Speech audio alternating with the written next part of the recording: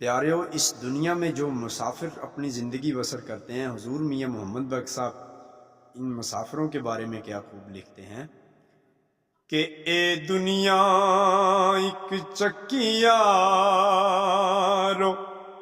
ए असी तुसियां दाने अज ने ते कल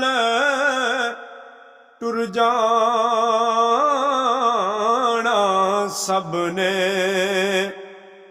फिर की राजे की ईरान।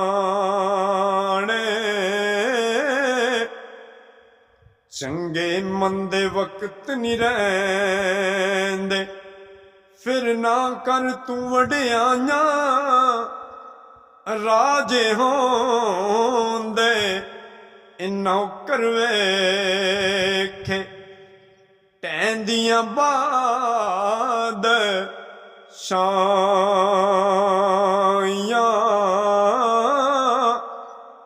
के जीवन जीवन हर कोई आखे, मौत खड़ी सिर उत्ते तेरे नालों सोने सोने, विच खाक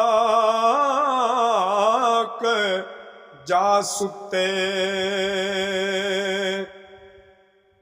मिट्टी दा तू बने बंदे आ, फिर मिट्टी अंदर जाना कादी बल्ले बल्ले।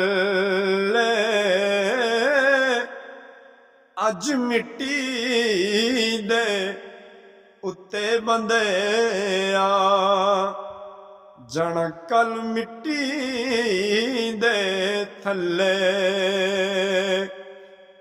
ते लै हुण यार हवाले रब दे, लंबी पई जुदाई रब मिल